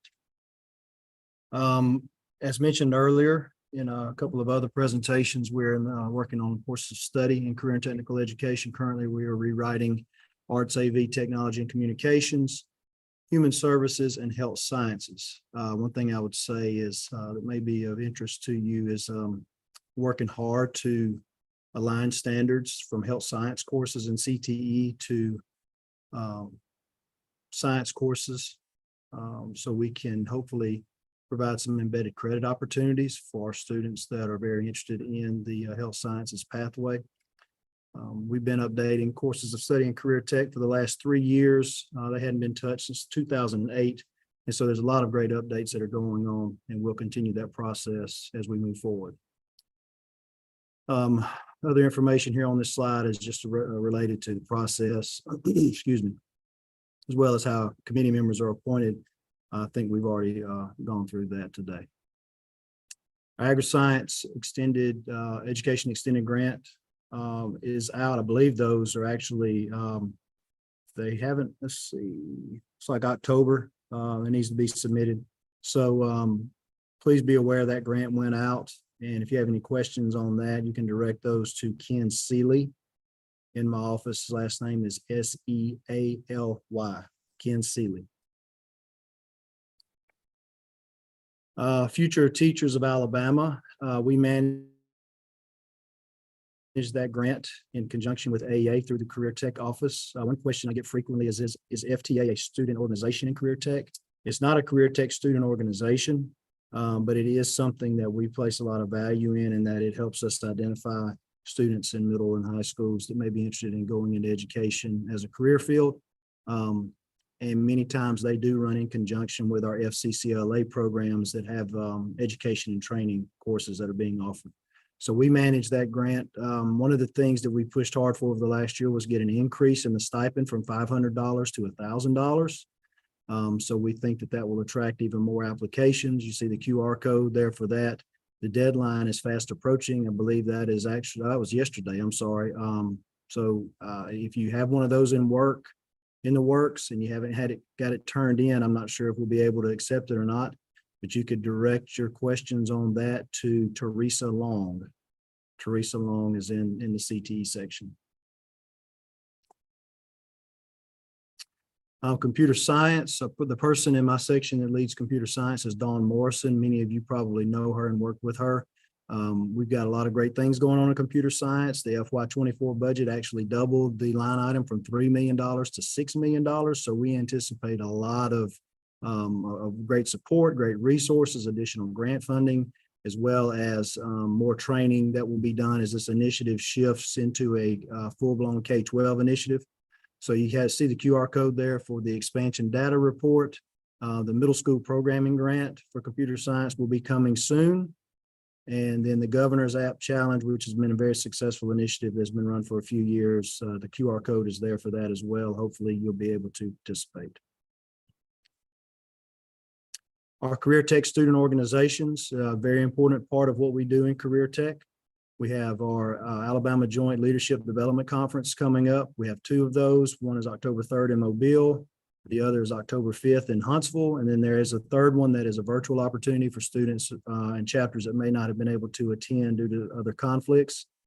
But this is a great event. We pull in members and officers from all of our CTSOs together for some really powerful training, some inspirational speakers, some opportunities for them to work together across different LEAs and get to know different people and just learn about leadership and self-confidence, community service, teamwork, critical thinking, responsibility, all the great things that we do in Career Tech. This is really a very focused event that carries out a lot of that.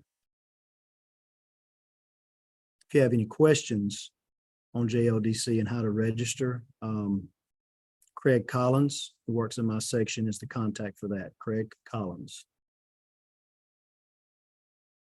All right, and I believe that's all that we have.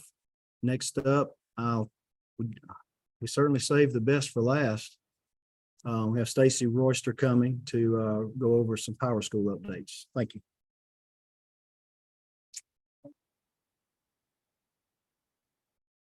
Thank you, everyone, and good morning. I want to start off with something that we released this summer at AETC and at Mega. We kind of took a page out of curriculum and instructions book when they created the principals calendar. One of the things that I had as a personal goal was to create a calendar of all of the data entry points that needed to be done inside of Power School. So it took about 4 months to put this together, but this was a comprehensive 12-month calendar of every piece and part of data and linking you to the how-tos for that information. One of the things that I noticed last year is there's been a lot of turnover in key roles in districts about data input into our SIS, whether they used to be iNow employees or not. Just a lot of that historical data did not get rolled down to the new users. So what I wanted to do is to make some kind of document so no one would get blindsided in what it is they needed to do into a school district. The last thing you want to be as a new person is to know that you have a report due to the state in 2 weeks and nobody told you about it.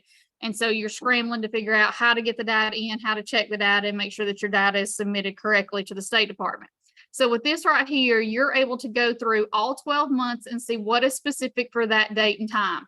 So if you were to look at this link and go into the calendar for right now in September, you would see that we are working on making sure your no-shows are coded properly, that you have declared your programs for all of your schools for Career Tech, that you have started getting ready for your 20-day submission of report next month.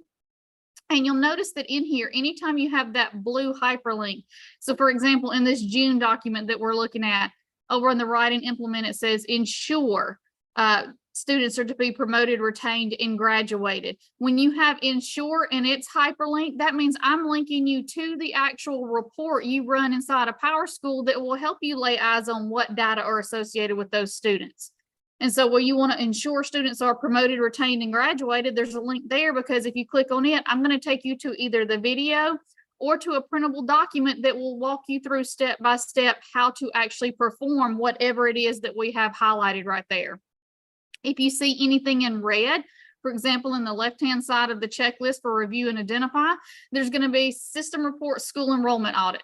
Those are breadcrumbs inside of PowerSchool that's going to take you to a report or some function that should be run during that month to check for good data inside of your district and any issues that may arise where you would find them. So hopefully this will help districts to, one, look at the entire school year to actually see the brevity of what information has to go in PowerSchool to, so that you can make sure someone is over and accountable for that information. That way nothing falls through the cracks. I also added in things that administrators at elementary, middle, and high school should do to assist the student information systems admin, because in reality, everything can't fall on their shoulders. When it comes to making sure your teachers have entered the correct grades for students, because remember, when that report card goes home, it's got that principal's name on there. So we want the principal to know that there's these 3 reports you can run as a principal that will tell you if there's a mismatch in grades or somebody had a course schedule, but a grade didn't get stored, things such as that, so that you can make sure the most accurate information is actually presented to parents with your name on it. The next thing I want to discuss are the Literacy Act page updates. And back in May, Bonnie and I hosted a webinar where we went through this page and showed everyone how to enter in that information for last school year so that she could report on it this upcoming legislative season.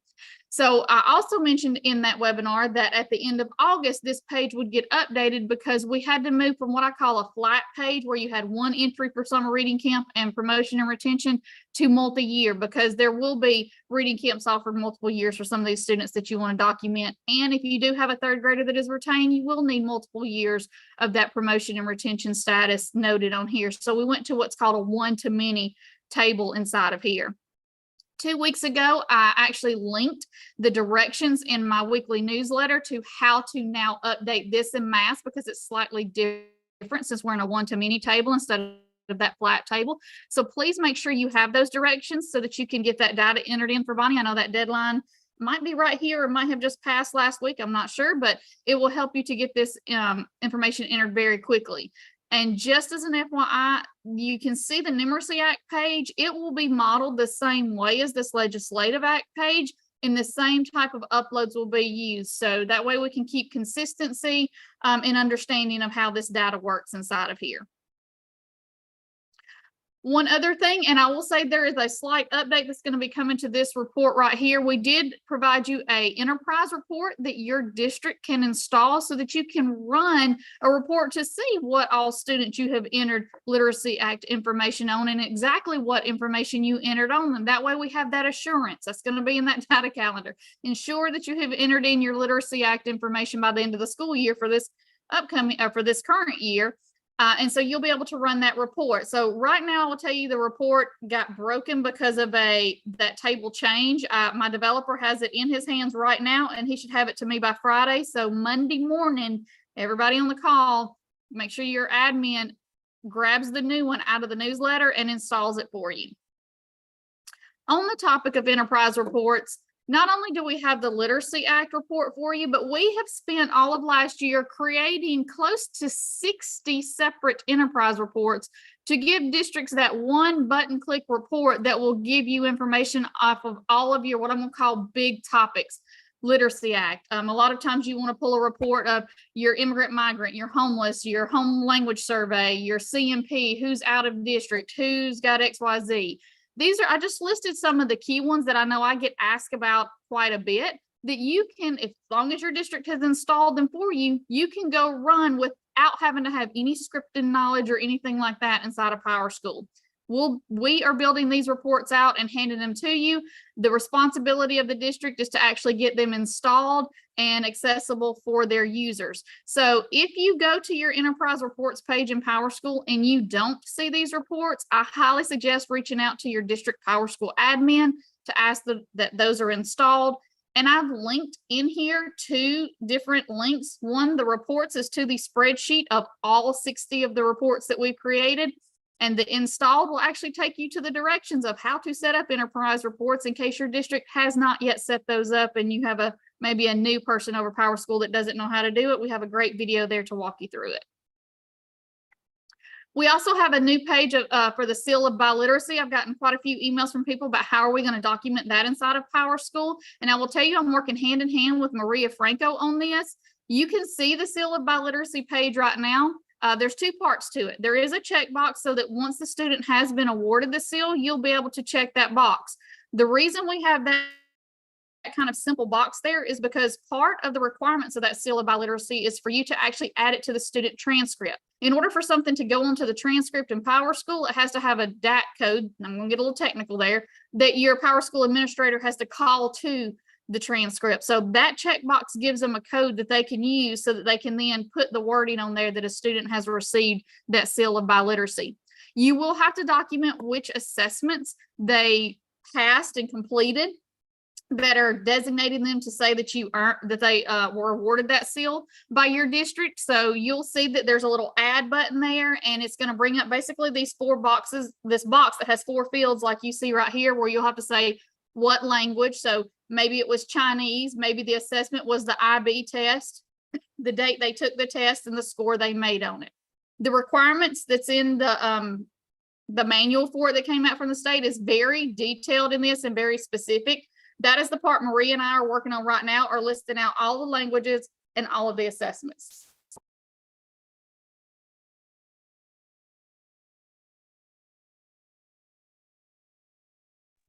I apologize, y'all. My COVID cough has not left me yet, and it's been a month later.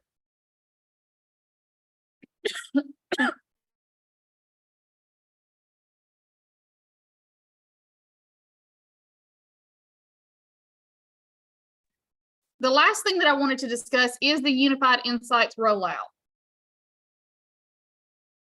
Currently, we are in the security setup phase across the state. Each district is individually receiving an email asking them to test their security sign-on logins. Each district, excuse me, by now should have mapped their users to roles that will give them either school level view, district level view, dashboard view, or actual kid data view. Once that email comes to your district, it's going to come to your district PowerSchool administrator and to your district technology coordinator, and it's going to ask them to test a couple of users who they've mapped roles to already. Once that email comes to you, this is how you will gain access to Unified Insights. From inside of the SIS in the admin portal, you're going to use what I call the little flyout window, which is that rectangle or square box with the arrow coming out of it. Kind of the same way that we go into special programs, not inside of the app switcher. I've had a few people ask, could we do that? Unfortunately, we can't do that on a multi-district implementation. So we will always have to go through this applications window. You'll click on the Who Knew It Unified Insights dashboard link. And when you go into that link, it's going to take you, well, my page is not doing. Let's see if I can get it to move. There we go. To what appears to be a username and login page. However, no one will ever use a username and password. You will actually click on that highlighted single sign-on link that's above the username box, and you will choose your district's domain from the list. And as long as you have been given a role to log in, you will pass through and begin to see your dashboards. You are more than welcome to start poking around in there once your district receives that email and start looking. I will say there are some dashboards where you're still working on getting finalized, like discipline is not finalized yet, and neither are the assessments.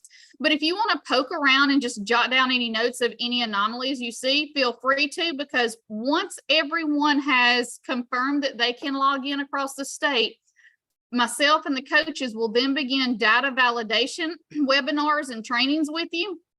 We will also have very specific part of our kind of package of this, PowerSchool training all across the state on all of this. So all of that is coming up in the future. And when we start those data validations, we'll dive deep into each of these dashboards to explain to you what you should expect to see in your district. And then you can, pick 5 or 10 students to actually validate you are seeing what you should. And if not, and there's any data anomalies, I will say sometimes it does involve some data cleanup on the district side where maybe something is not correct over on the student information system pages. But usually it's very quick, and we've seen lots of good things so far from, I will say currently we're about 30 to 35% of the way through the state verifying their login with districts. So we're hoping by the middle of next month to have everyone verified, and we can start doing all of this data validation and get you well on your way to using Unified Insights. Once we get through the dashboard validation and the dashboard use, we will then turn our attention to the actual student plans that we've all been waiting for. So this is where we'll see the SRIPs, the Literacy Act portfolio, and tons of other plans that we'll be developing for you to use out there. And then once we get through the student plan phase, we will then move on to the MTSS interventions phases. So we are kind of chunking this out because the last thing that we want to do with this big rollout is what happened with SIS, which is we fed you everything at one time with a fire hose, and that was very, very overwhelming. And we don't want this to be that way because this is very important and really focused student centric. So we're going to take it in small bites, tiptoe our way through it so that we get foundational knowledge before we start growing it. That's the old math teacher coming out in. We're going to build those roots, and then we're going to build those branches so that we can stand tall with this. So more information coming about that. And I appreciate each of you and all the hard work that you have been doing using PowerSchool and reaching out to us when needed. One other point I wanted to make sure you were aware of is the Alabama PowerSchool website, which is where you can go for literally everything PowerSchool related in the state. I received an email from someone this morning that's from a principal that said, Stacey, do you have a video of how to do attendance in PowerSchool for some of our new users? And I said, I absolutely do. And so I sent her the link to this, because if you have brand new people that are having to put in discipline, enter attendance, or you just want to learn about reports or look for an old copy of one of the newsletters that I've sent out, this is going to be your go-to. I always say, go here. You usually can find everything you want. If you can't, email myself or the coaches. And then once I get emails with questions that I don't have answered on here, then my next job is going to be to create that document or create that video so I can put it on there for the next person. So hopefully you find this helpful and good for your users.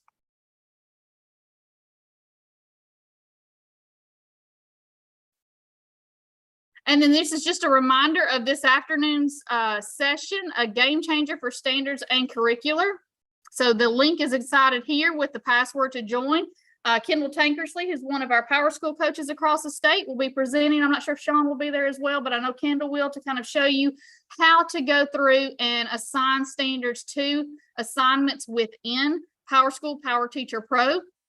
It's very quick and easy, and a lot of data can be gathered on what you are doing with standards and with your actual assignment knowledge of them throughout PowerSchool. So I highly, highly suggest everyone join that if at all possible.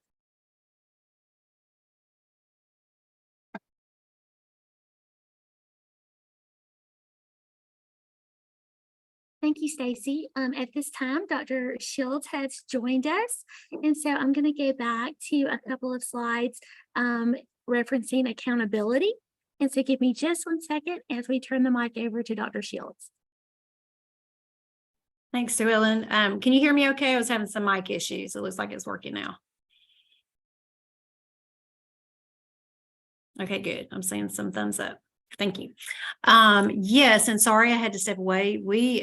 Gosh, that was so much fun in the next room, all these brand new teachers. So tell me this isn't crazy. There is a teacher in the next room who is in my old 8th grade English classroom at Rainbow Middle School. She is a brand new teacher, and she was telling me where she, teaches. I'm like, where's your classroom? So she's teaching the exact same. So she's actually in the classroom where I did my national board certification back in '99. So crazy and wonderful. So I did have a few things just to kind of throw out about accountability. I know I'm looking through the list of our folks that are online, and I know that many of you attended the Federal Programs Conference a couple weeks ago. So we just lifted up a few things that we thought were specifically pertinent to our curriculum leads across the state. One is we get a lot of questions. When's the report card coming out? As always, our standard answer is it will be published in the fall. If we stick to historically, it's usually end of November, beginning of December. But as soon as we know something, we will be certain to pass that on. Just a quick reminder about the federal report card. Those TSI schools are identified annually. So that is different from your ATSI schools and your CSI schools. If you have those in your system, ATSI and CSI schools are identified every 3 years. But our targeted support and improvement schools, which are identified for subgroup gaps, are identified annually. Now, while I'm talking about that, I know there's been some conversation about what happens when or if an ATSI school becomes a CSI school. So what we've done is we've, at the very bottom of this slide, if you're like, I can't even remember if we had an ATSI school in 2018. In 2018 is the list of the ATSI, CSI, and TSI schools from 2018. So according to our ESSA plan, our ATSI schools were to have 3 years of that status to be able to show growth from that baseline year. It was 2018 data that was used to identify schools for those different criteria. So 2018 is your baseline year. 2019 was the first year that you could show growth. So that's year one. Of course, we know what happened in 2020 and 2021. So scrub those. And then we had 2022, which is year two. Last year was 2023. So that gives us 3 years of data to see how those schools that were identified as ATSI schools had improved from that first year of identification. If those schools did not show growth from that first year of identification, then they would become CSI schools. All of this information is provided on OSI's differentiated support guide, which was on our SWAY earlier. If you're wanting just some language, maybe if you've moved into this role and you're like, I don't know what all that stuff is, we have created a document that really kind of outlines the ESSA identifications, what that means, and what those expectations are. Do remember last year, new CSI schools were identified, as well as ATSI and TSI schools. So we've given you both lists just so you didn't have to dig for it. On the next slide, something I know every one of us are so happy to see, and is something we have been asking for a long time. The failing school law, also known as the Alabama Accountability Act, has been amended, and we are no longer using the term failing school. None of us appreciated that term, because just as we never give up on a failing student, we never give up on a struggling school. So moving forward, when schools are identified this fall, they will be identified by the state report card and labeled as priority schools if they earn a D or an F on the overall state report card. Much of the same law, same language for the Accountability Act remained the same, but we wanted you to know that we are thrilled that the legislature has decided to move away from that term. Also, I think this is going to make our lives a lot easier. We've been sharing in some other meetings across the state that there are some schools that got, I don't know, an 82 on the report card. And then when the failing school list came out, they were on the failing school list, because the failing school list was based solely on math and reading proficiency, whereas the report card is looking at growth and achievement and attendance and grad rate and all of those sorts of things. And it's very hard to explain to a community and parents that our school got a B on the report card, but was, when the failing school list came out, is also on this list. So now at least there will be a much greater degree of continuity, that everything is falling under that report card purview. If you have any questions related to accountability, you may have heard that Mr. Paul Barner has recently retired, which is devastating, because he has been just a wonderful servant-hearted leader in this work. And we are really pleased that his colleagues, Dr. Marcus Vandifer, Mr. Willie Horn, who have the same mindset about this work, are willing and happy to answer any questions that you may have. Do remember, if you are if you serve an ATSI school or a CSI or TSI school, as you're working through those, the ACIPs, that your ACIP should be reflecting those specific criteria based on their identification. Outside of that, I'm not sure if Sean is still in the room because I'm in a totally separate space, but we wanted to make sure that you had access to all the slides and resources. I've actually just got a chance to look at the Jamboard. I love that each of you can go to our, slide and ask us questions specifically so that we can follow up with you. If you do put something on the Jamboard, be sure to include your name, maybe even your email address if it's something you want a direct response to. Our many that are on the YouTube, which is our first time to do that.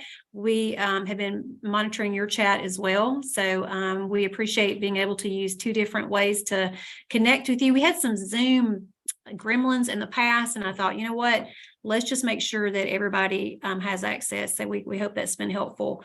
The only virtual session that we will have this afternoon is the Power School session, which is a game changer, as Stacy said. And that session does not begin until 1. Sean, I'm going to pass it back to you in case there's anything else I may have overlooked.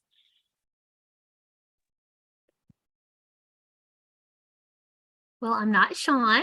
So Sean is not in the room. I think he had another meeting he had to attend.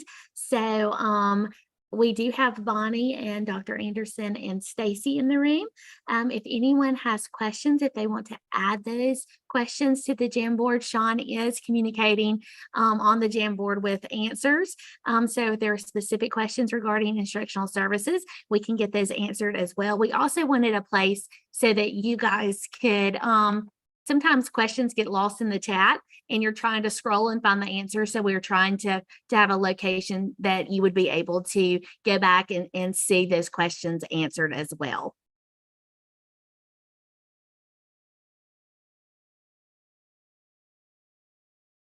All right, well, we'll stay on for a few minutes. We've done that with the face-to-face sessions, just to stay on and see if there are some specific questions. I know Suella mentioned that we have some that are still in the room over there.